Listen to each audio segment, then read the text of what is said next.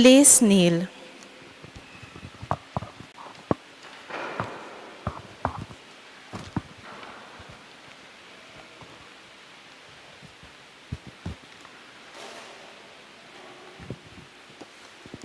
Oratio Imperata against COVID-19. Merciful and compassionate Father, we come to you in our needs to seek your protection against the COVID-19 virus that has caused much suffering and even numerous deaths. We ask you now to look upon us with love and by your healing hand, dispel the fear of sickness and death, restore our hope and strengthen our faith. We pray that you guide the people tasked to find cures for this disease and to stem its transmission. We pray for our national and local officials that they may choose and procure only the most effective vaccines, transparently and only having the good citizens in mind. Bless our efforts to use these vaccines to end the pandemic in our country. We pray for our health workers that they minister to the sick with competence and compassion. Grant them health in mind and body, strength in their commitment, protection from the disease. We pray for those afflicted. May they be restored to health. Protect those who care for them. Grant eternal rest to those who have died. Give us the grace in these trying times to work for the good of all and to help those in need. May our concern and compassion for each other see us through this crisis and lead us to conversion and holiness. Grant all this through our Lord Jesus Christ, your Son, who lives and reigns with you in the unity of the Holy Spirit, God and forever. Amen. We fly to your protection, O Holy Mother of God.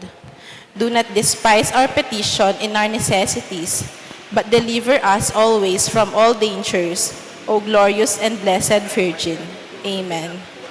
Our Lady, Health of the Sick, Saint Joseph, Saint Raphael the Archangel, San Roque, San Lorenzo Ruiz, San Pedro Calungsod, Saint Nicholas of Tolentine, Our Lady of Lourdes of Cabetican.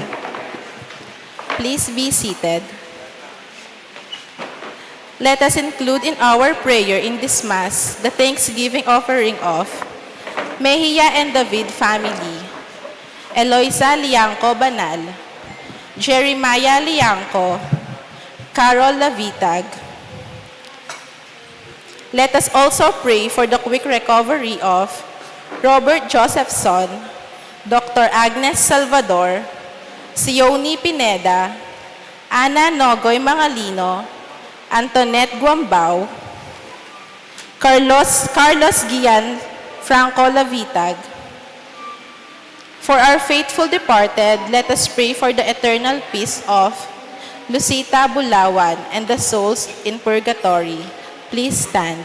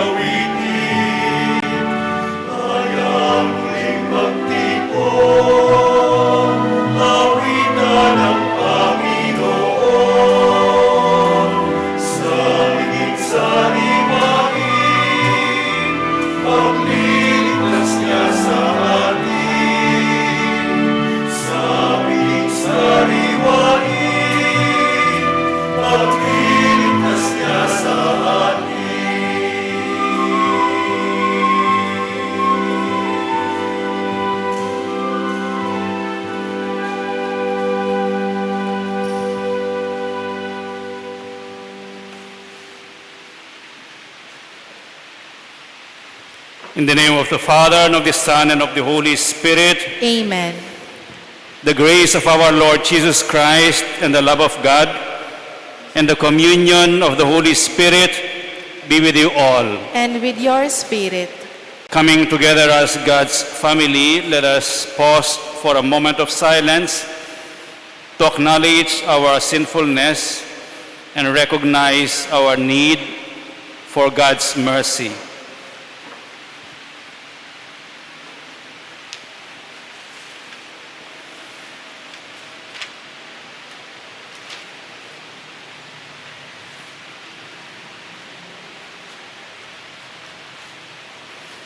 You were sent to heal the contrite of heart. Lord, have mercy. Lord, have mercy. You came to call sinners. Christ, have mercy. Christ, have mercy. You are seated at the right hand of the Father to intercede for us.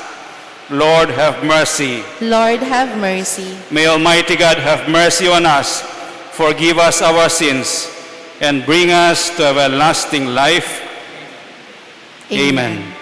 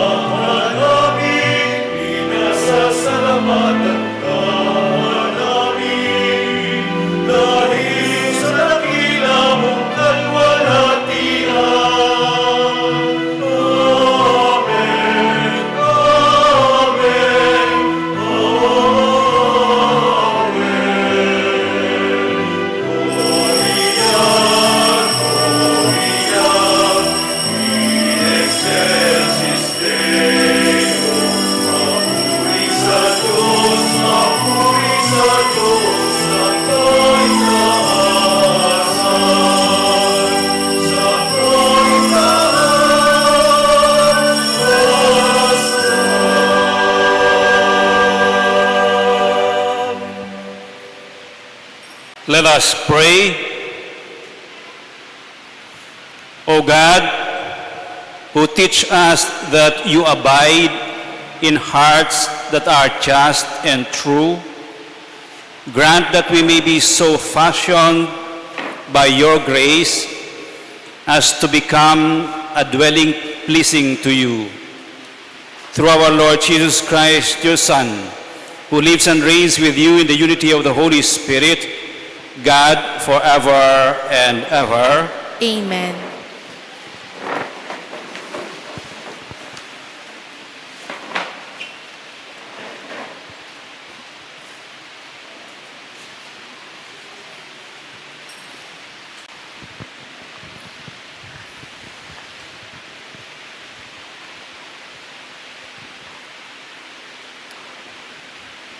A reading from the book of the prophet Jeremiah.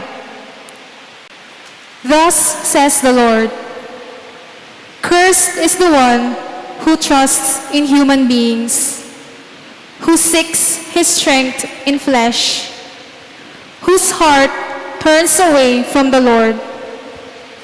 He is like a barren bush in the desert that enjoys no change of season, but stands in a lava waste, a salt and empty earth. Blessed is the one who trusts in the Lord, whose hope is the Lord. He is like a tree planted beside the waters, that stretches out its roots to the stream. It fears not the heat when it comes. Its leaves stay green. In the year of drought, it shows no distress, but still bears fruit. The word of the Lord. Thanks be to God. Blessed are they who hope in the Lord. Blessed are they who hope in the Lord. Blessed the man who follows not the counsel of the wicked, nor walks in the way of sinners, nor sits in the company of the insolent, but delights in the law of the Lord, and meditates on his law day and night. Blessed are they who hope in the Lord. He is like a tree planted near running water, that yields its fruit in due season, and whose leaves never fade. Whatever he does prospers. Blessed are they who hope in the Lord. Not so the wicked, not so. They are like chaff which the wind drives away. For the Lord watches over the way of the just, but the way of the wicked vanishes. Blessed are they who hope in the Lord.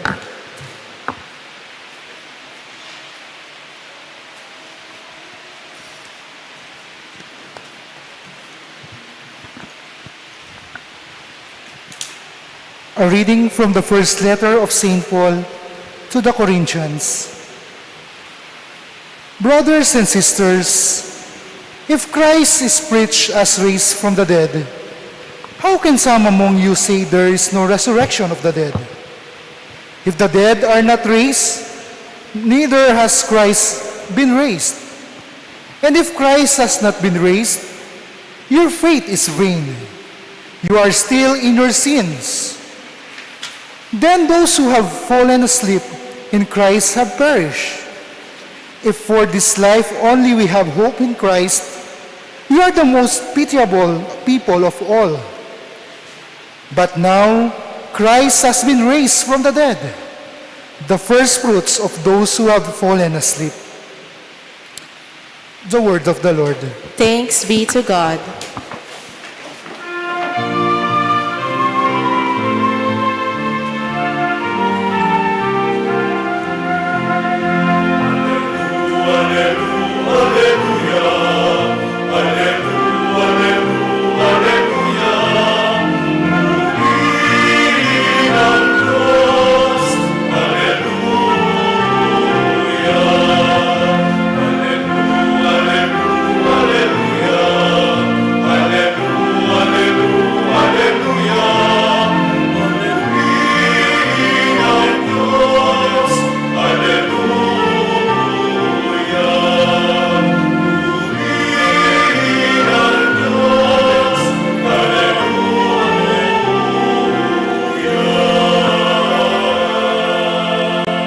Rejoice and be glad, your reward will be great in heaven.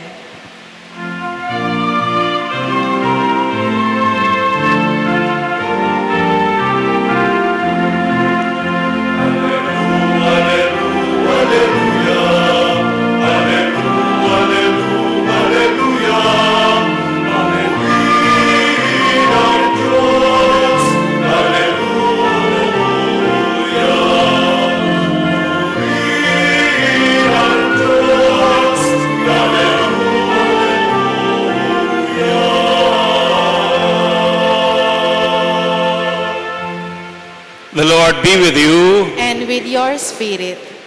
A reading from the Holy Gospel according to Luke. Glory to you, O Lord.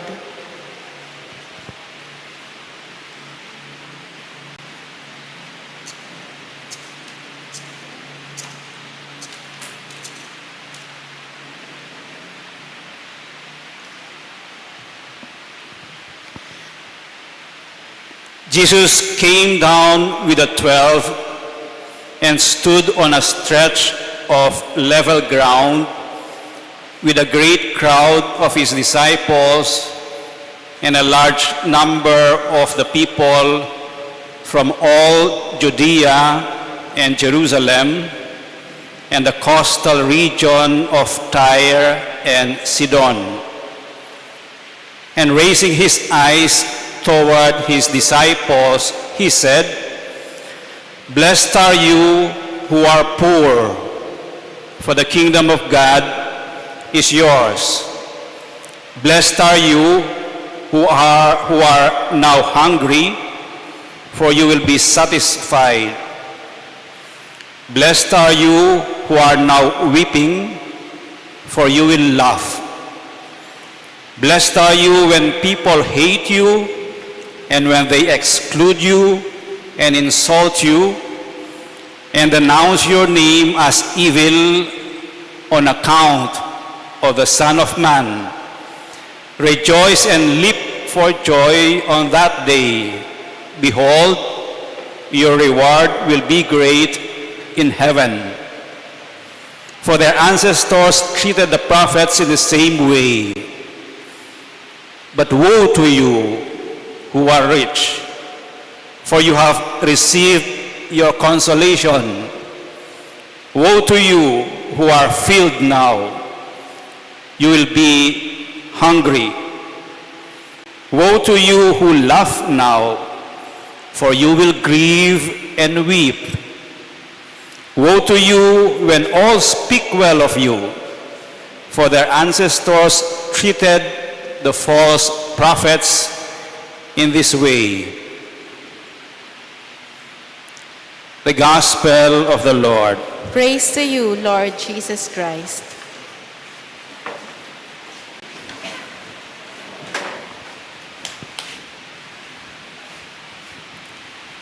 Good afternoon, everyone.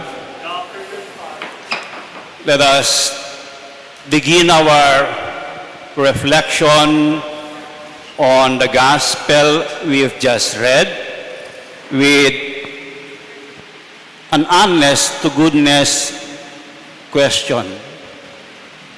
First, who among you would like to be poor, hungry, weeping? Who among you would like to be hated, excluded, or even spoken evil of?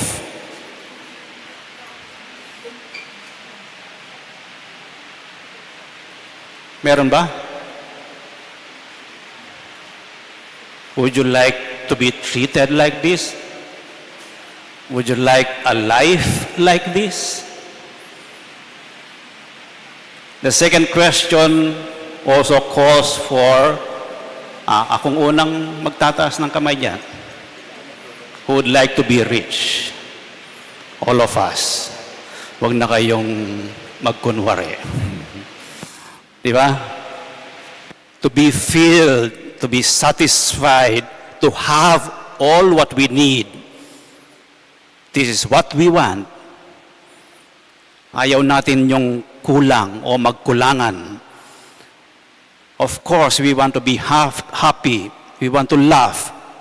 And as persons, as people, we'd like to be in good image in front of people, authentic people. Di ba, hinahangaan natin yung mga taong may integrity? Hinahangaan natin yung mga taong who are honest, professional, reliable, yung matatakbuhan natin. When we see those people, we speak highly of them. That is what is meant by when people speak well of you. We all want that. And yet, in the gospel today, the question arises, and this is what Saint Luke might want to tell us, or we want to question Luke, is Luke, the Gospel of Luke, trying to approve or kagustuhan ba ng Diyos ang poverty? Is God disapproving richness, being well off? Is that what it is? In fact, poverty is not a blessing. It is a misfortune, and we do not want it. We do not like it. But the Beatitudes, blessedness, blessed are the poor, the hungry, the weeping, the hated, the excluded. These are all misfortunes, and these are the things no parents would like to impart or even teach their children. And yet, sa gospel,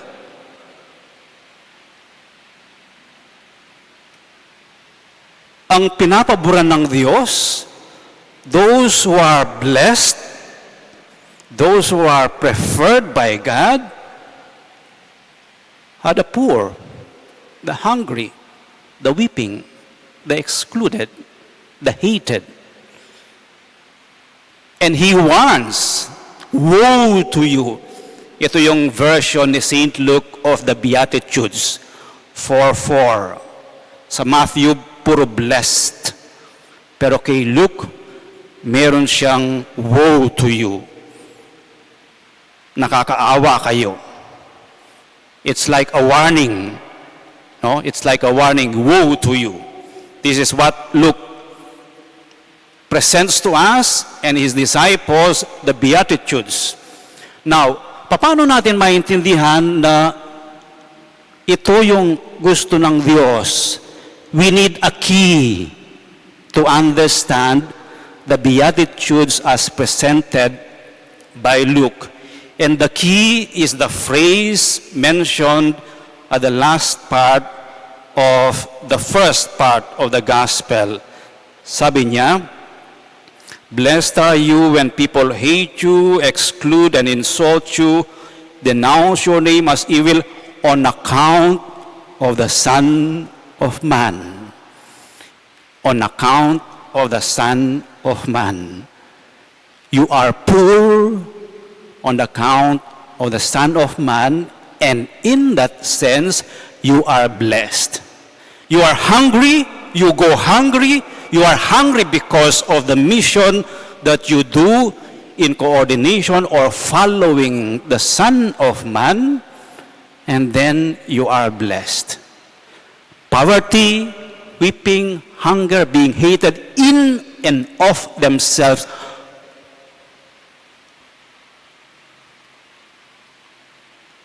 walang kahulugan. Walang sense. Ang poverty, weeping, being hated, if it is not on account of the Son of Man. In other words, being blessed on account of the Son of Man.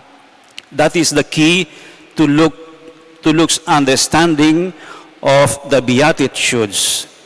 Those who accept these evil conditions as the price of following Christ. So hindi siya parang general para sa lahat, no? They are a result, consequence of following Christ. And let us try to understand the social context and the gospel context of these Beatitudes. First, yung social context. Social background.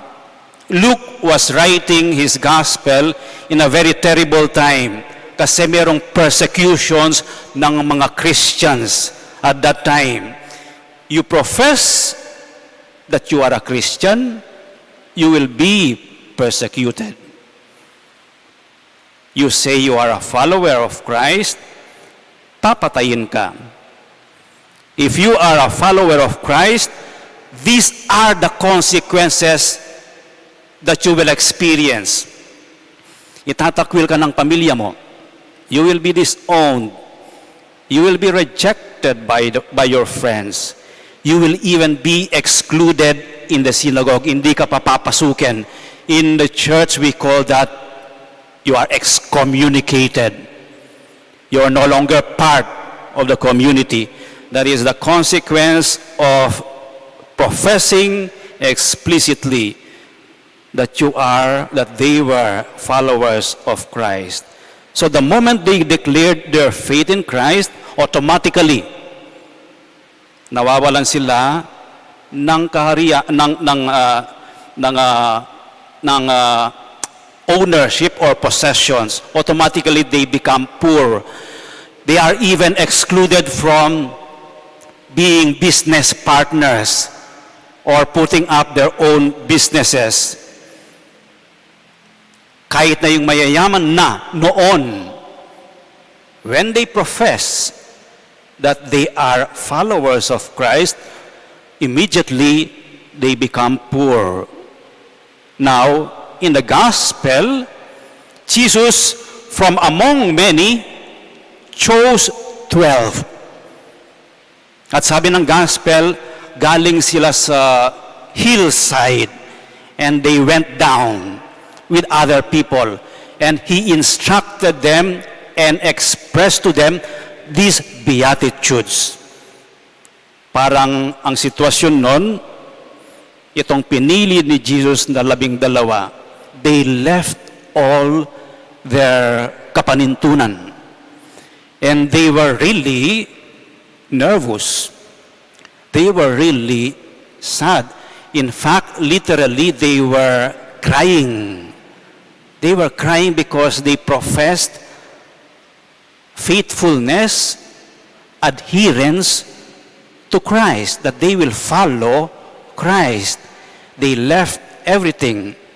And this group, in the middle of that being called, and they responded, sabi ni Jesus sa kanila, "Blessed are you who are poor.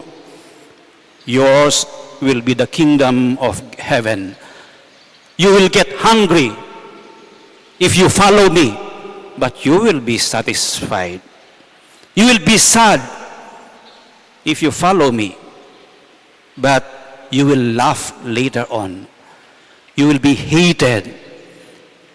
You will be excluded if you follow me, but you are following me for nothing. You are following me for a greater cause. Because you are following me and accomplishing my mission, yours will be a great reward." Yun ang context ng gospel ng Beatitudes today. Jesus expressing literally, sabi niya in a simple way, "You will be blessed if you follow me.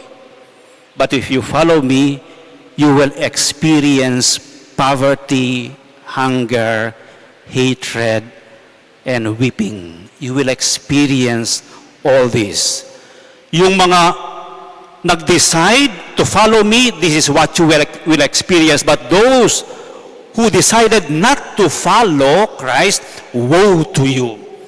Bakit? Because between Jesus and their own present condition, they chose not to follow Jesus, but to follow their riches. These are those who who declined the invitation of Jesus, "Come, follow me." They were not ready.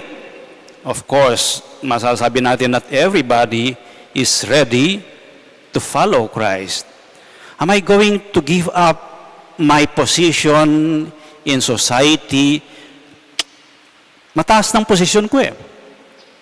Mataas ng nadatnan ko. Mataas ng na-accomplish ko. Iiwanan ko ito and then experience, hindi ko alam kung saan ko pukunin yung kakainin ko. They were afraid to lose their friends, their business associates, and not ready to leave and abandon, of course, sino bang gagawa nun? I worked hard to accumulate my riches. Tapos, iiwanan ko to follow Christ. It takes courage and a leap of faith to say, yes, Lord, I would like to follow you, knowing these consequences na madadaanan ko, but consoled by the fact that I will be blessed because you are with me and I am with you. Si Jesus mismo ang witness, an example of being blessed. He was poor. He became poor. He experienced poverty. Not only wala siyang permanent home, you remember, sabi niya, foxes have lair, birds have nest, but the Son of Man, wala siyang unan, wala siyang matulugan, wala siyang matuluyan. He experienced poverty of standing alone against all the people. Remember when he was arrested, he was alone. Nobody was with him. Even his apostles abandoned him. That is poverty. And yet, the poverty of Jesus is this. In the midst of accomplishing, doing his mission, of being abandoned, he totally depended, relied on the love of God. It is only his Father. Siya ang inasahan niya. That is divine poverty. That is being blessed. He also experienced hunger.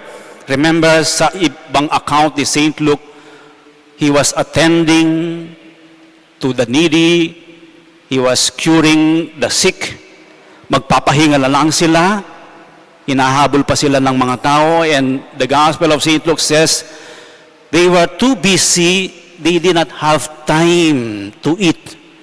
And I suppose they experienced hunger. But the hunger of Christ is that he was very hungry at doing what is right, at doing what is good.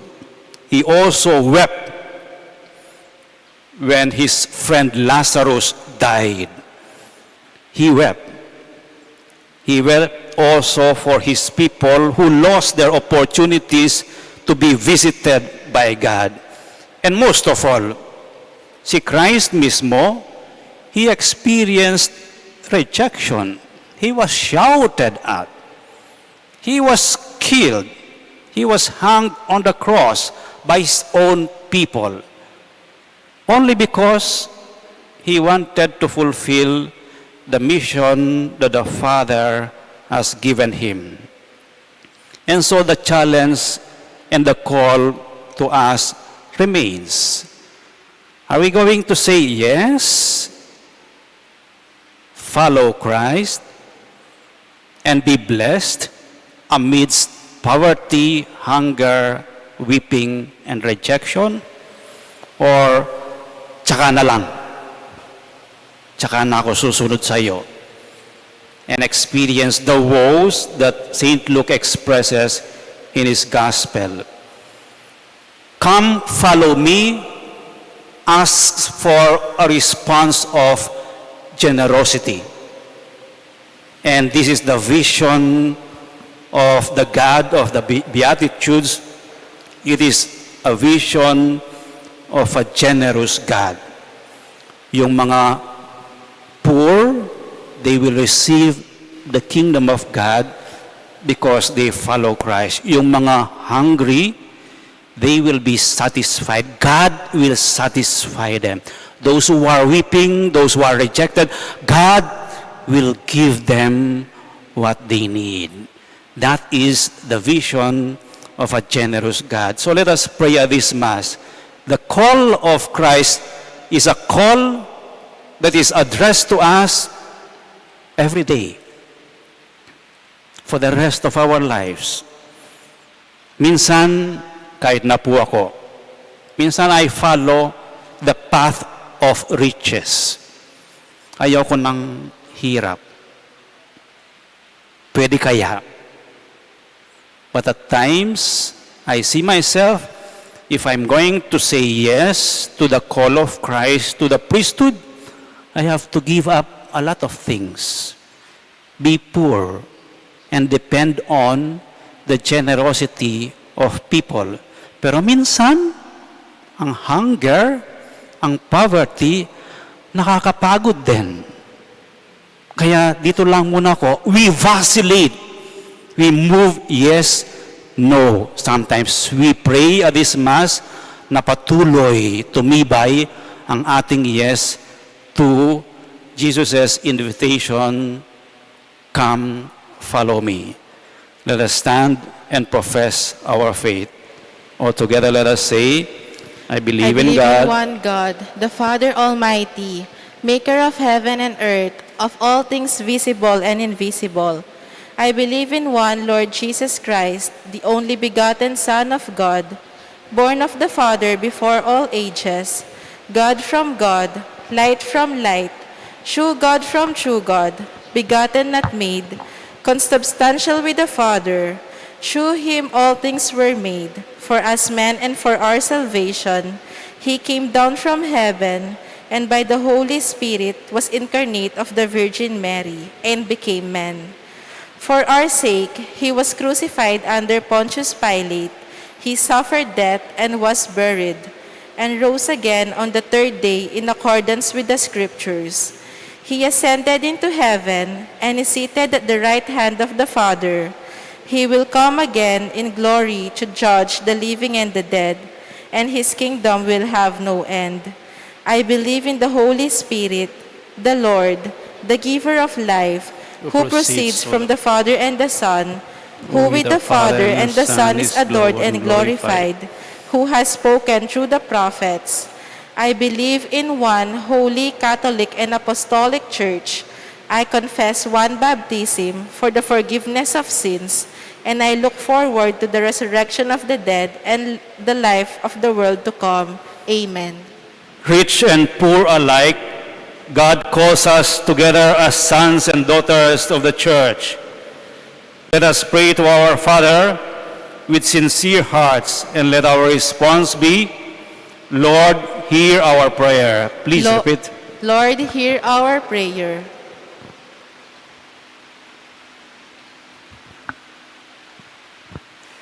For the Church in her universal ministry of mercy and forgiveness, let us pray to the Lord. Lord, hear our prayer. For the grace to be able to forgive our enemies, let us pray to the Lord. Lord, hear our prayer. For the mercy which helps us not to pass judgment on others, let us pray to the Lord. Lord, hear our prayer. For hope and contrition in the hearts of those who are dying at this time, let us pray to the Lord. Lord, hear our prayer. For those who have died and who face the final judgment of God, let us pray to the Lord. Lord, hear our prayer. Almighty God, hear our petitions as you accept the sacrifice of your crucified and risen Son, who lives and reigns forever and ever. Amen.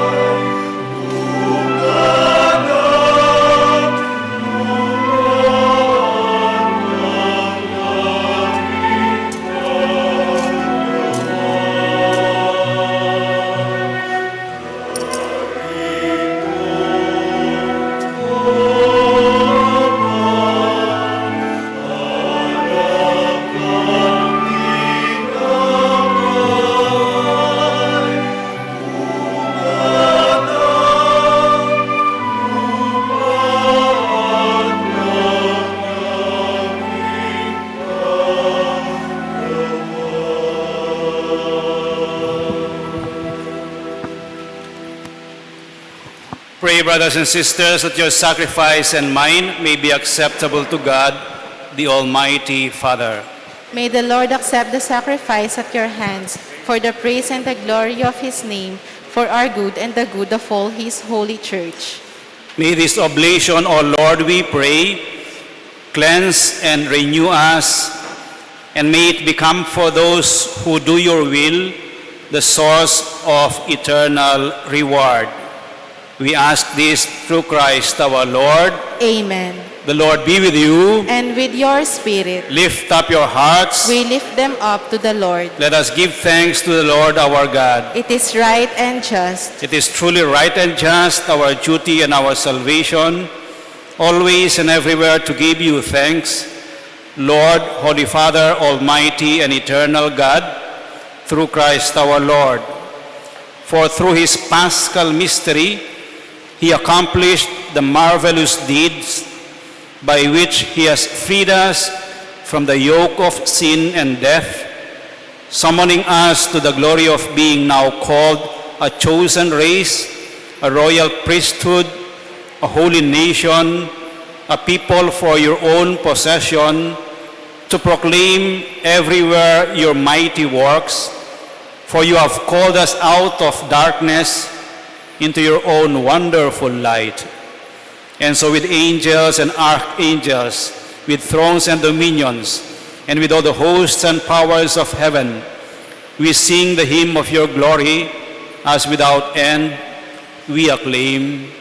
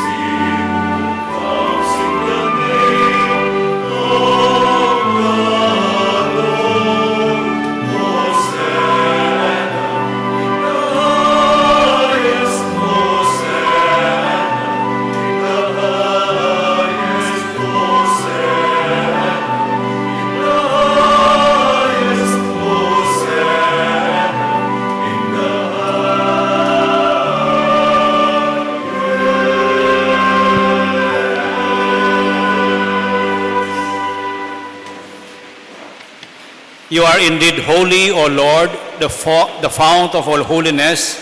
Make holy therefore these gifts, we pray, by sending down your Spirit upon them like the dewfall, so that they may become for us the body and blood of our Lord Jesus Christ.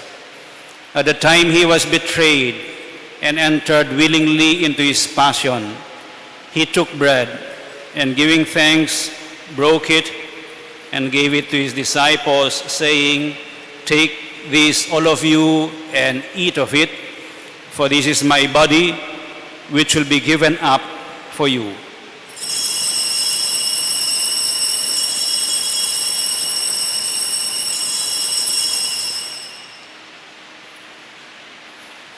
In a similar way, when supper was ended, he took the chalice and once more giving thanks, he gave it to his disciples, saying, "Take this, all of you, and drink from it, for this is the chalice of my blood, the blood of the new and eternal covenant, which will be poured out for you and for many for the forgiveness of sins. Do this in memory of me."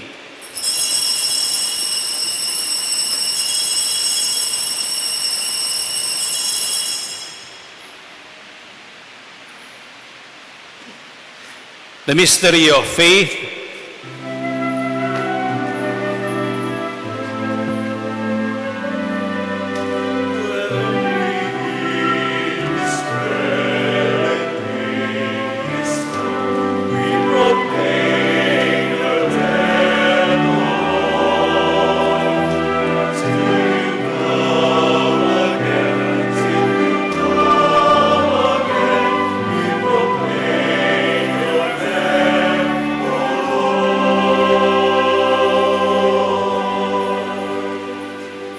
Therefore, as we celebrate the memorial of his death and resurrection, we offer you, Lord, the bread of life and the chalice of salvation, giving thanks that you have held us worthy to be in your presence and minister to you. Humbly we pray that partaking of the body and blood of Christ, we may be gathered into one by the Holy Spirit. Remember, Lord, your church spread throughout the world and bring her to the fullness of charity, together with Francis, our Pope, and Florentino, our Bishop, and all the clergy. Remember also our brothers and sisters who have fallen asleep in the hope of the resurrection, and all who have died in your mercy. Welcome them into the light of your face. Have mercy on us all, we pray, that with the Blessed Virgin Mary, Mother of God, with Blessed Joseph, his spouse, with the blessed apostles and all the saints who have pleased you throughout the ages, we may merit to be co-heirs to eternal life and may praise and glorify you through your Son, Jesus Christ. Through him and with him and in him, O God, Almighty Father, in the unity of the Holy Spirit, all glory and honor is yours forever and ever.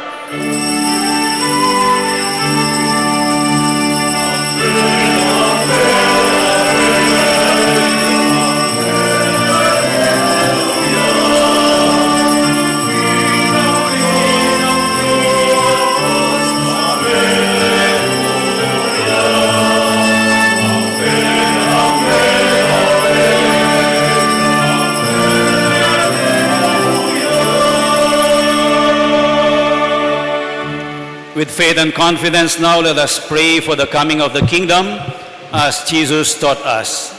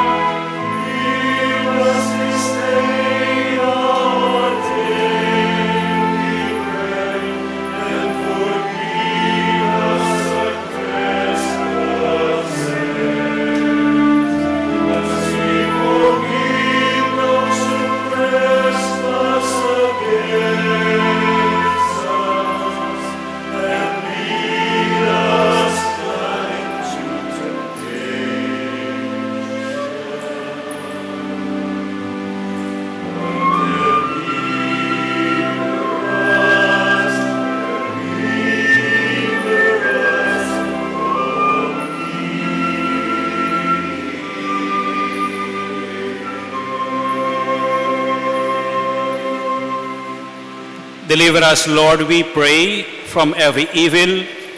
Graciously grant peace in our days, that by the help of your mercy, we may be always free from sin and safe from all distress, as we await the blessed hope and the coming of our Savior, Jesus Christ.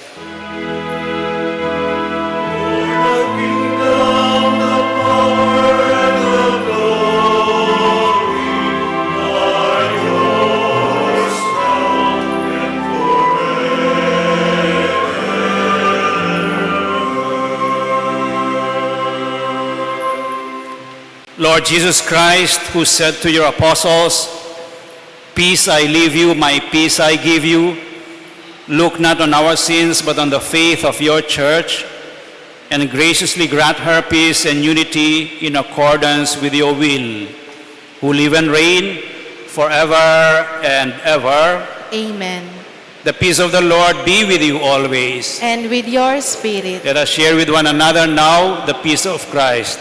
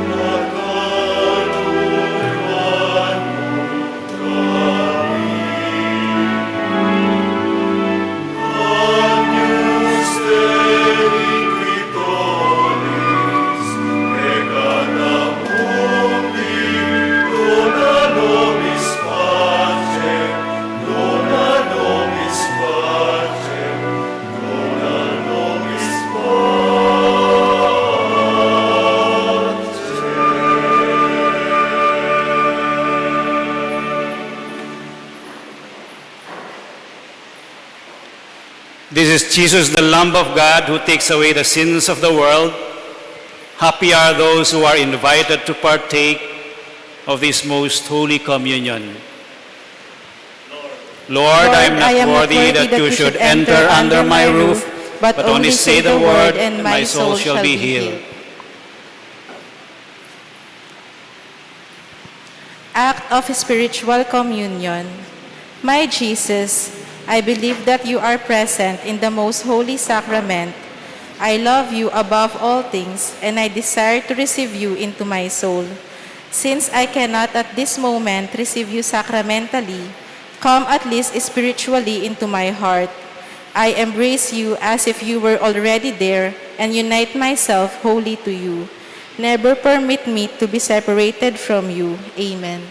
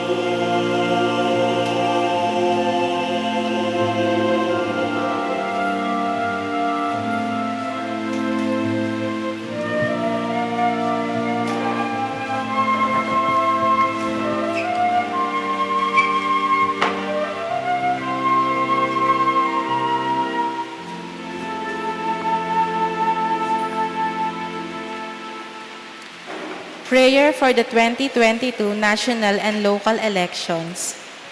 Let us pray that the forthcoming national and local elections may truly reflect the will of the Lord who guides the destinies of nations. For every petition, let us pray together. Deliver us, Lord. Please repeat. From coercion, intimidation, violence, and terrorism, from dishonesty, lies, and all distortion of truth, from bribery, graft, and all conspiracy for fraud, from gullibility to the deceptive and blindness of perspective, from threats, intimidation, and perverse language. Let us pray together. Hear us, Lord. Please repeat. That conscience may always be our ultimate norm, that the common good may always be our highest goal, that human dignity may be respected all the time, that the poor and the weak may always have the priority, that care for creation may never be ignored, that solidarity may guide the path of peace and development, that genuine fear of God and love of neighbors may guide those who seek public office. Let us pray. All together, Shepherd of souls and Savior of the nations, politics is your gift to us, a call to serve others and grow in holiness. Guide our politics as you guide our lives. May our political engagement for voters and candidates bring glory to your loving name and help us grow in holiness forever and ever. Amen. Let us pray. Having fed upon these heavenly delights, we pray, O Lord, that we may always long for that food by which we truly live. We ask this through Christ our Lord. Amen. Kindly be seated for some announcements.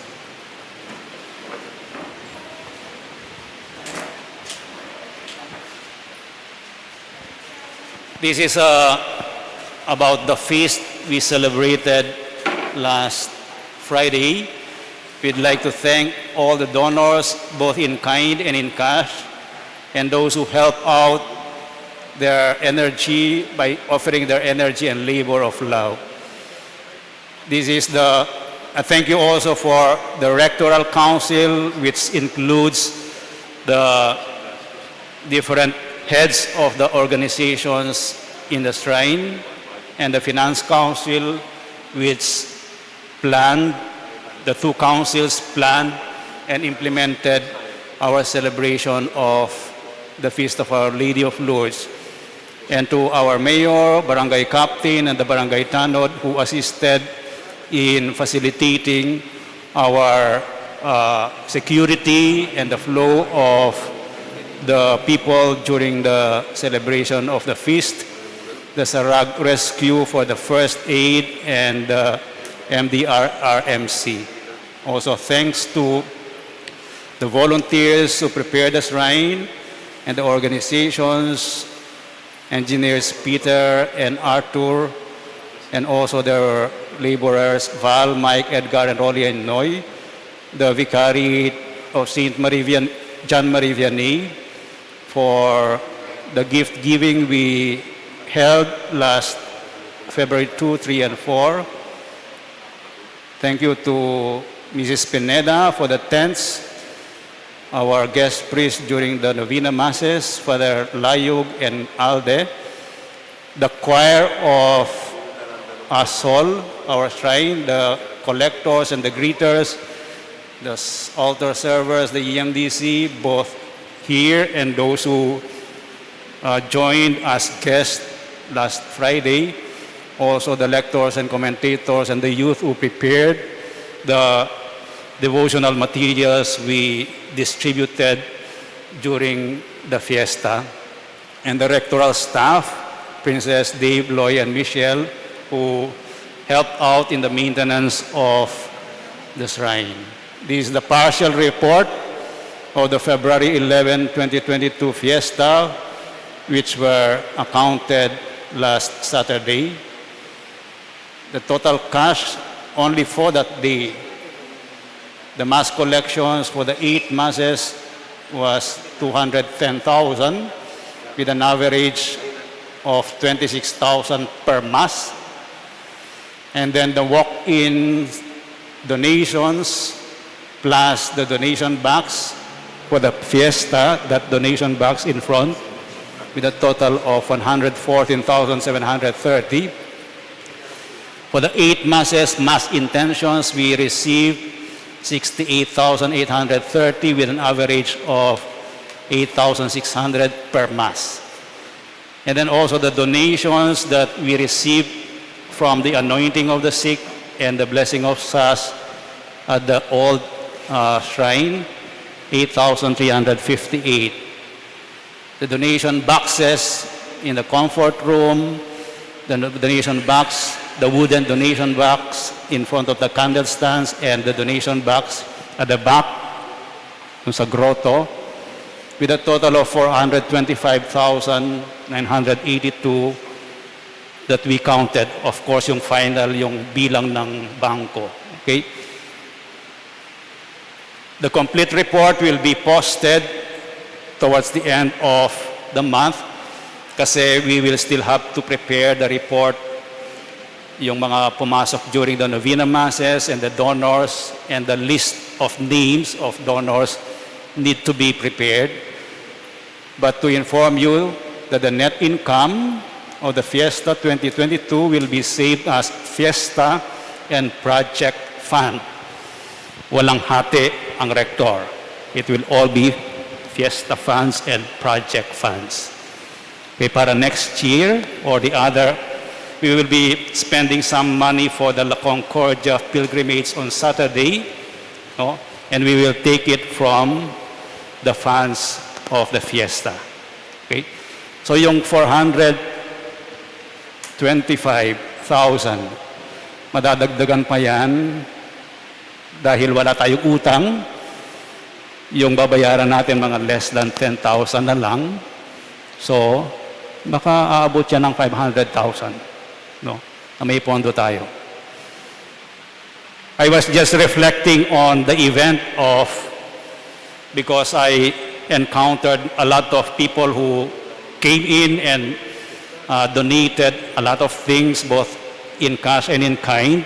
And it made me reflect on the virtue of generosity. It is a gift from God.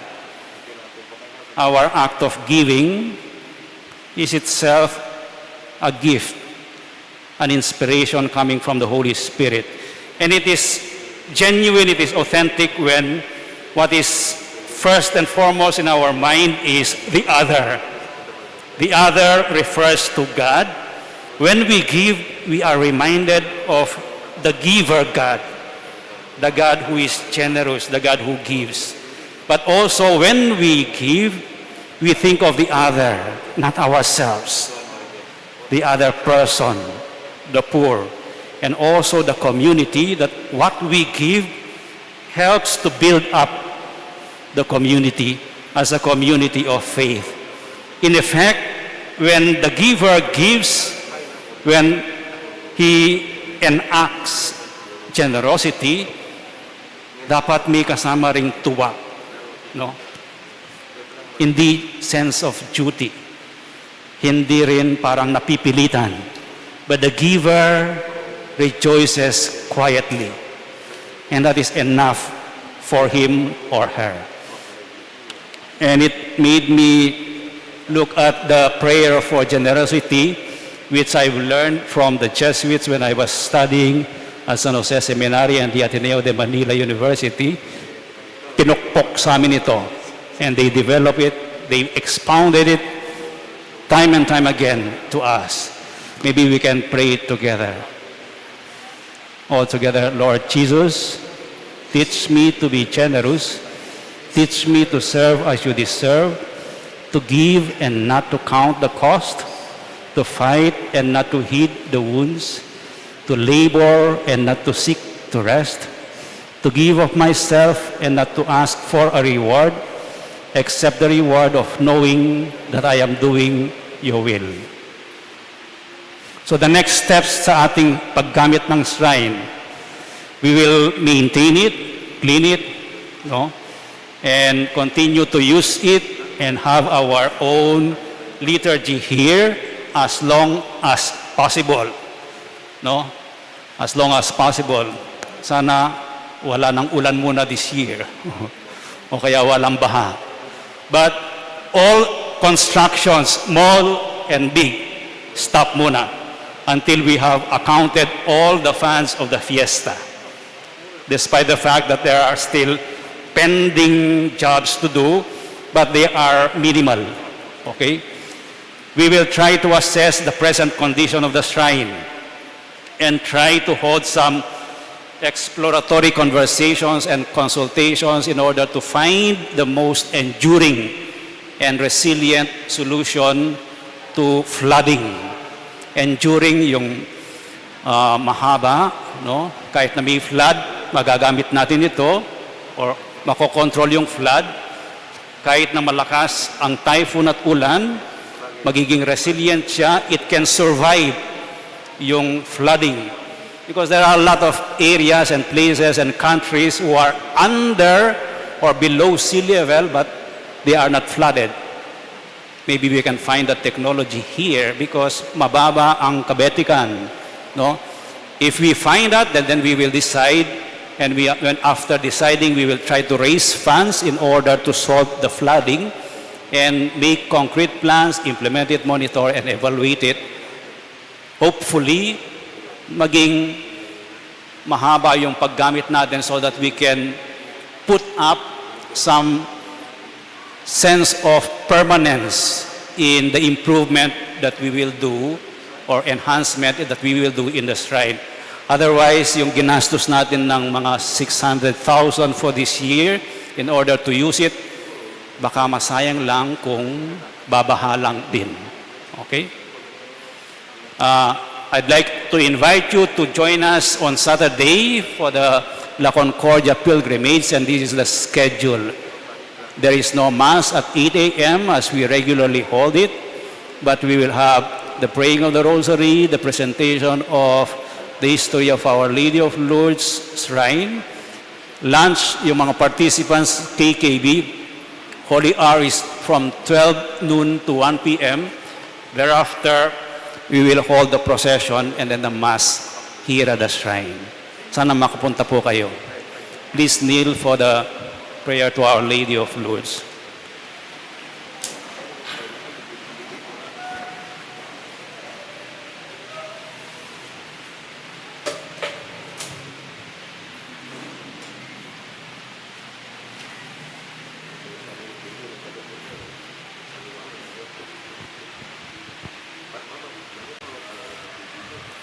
Altogether, ever Immaculate Virgin, Mother of Mercy, Health of the sick, Refuge of sinners, Comforter of the afflicted, you know my wants, my troubles, my sufferings.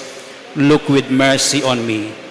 By appearing in the grotto of Lourdes, you are pleased to make it a privileged sanctuary, whence you dispense your favors, and already many sufferers have obtained the cure of their infirmities, both spiritual and corporal. I come therefore with complete confidence to implore your maternal intercession. Obtain, O loving Mother, the grant of my request. Through gratitude for your favors, I will endeavor to imitate your virtues, that I may one day share your glory. Amen. Our Father who art in heaven, holy be your name, your kingdom come. Your will be done on earth as it is in heaven. Give us this day our daily bread, and forgive us our sins, as we forgive those who sin against us. Do not bring us to test, but deliver us from evil. Amen. Hail Mary, full of grace, the Lord is with you. Blessed are you among women, and blessed is the fruit of your womb, Jesus. Holy Mary, Mother of God, pray for us sinners, now and at the hour of our death. Amen. Glory be to the Father, and to the Son, and to the Holy Spirit. As it was in the beginning, is now, and ever shall be, world without end. Amen. Kindly stand. The Lord be with you. And with your spirit. May the Almighty God bless you all, the Father, and the Son, and the Holy Spirit. Amen. The Mass is ended. Go in peace. Thanks be to God.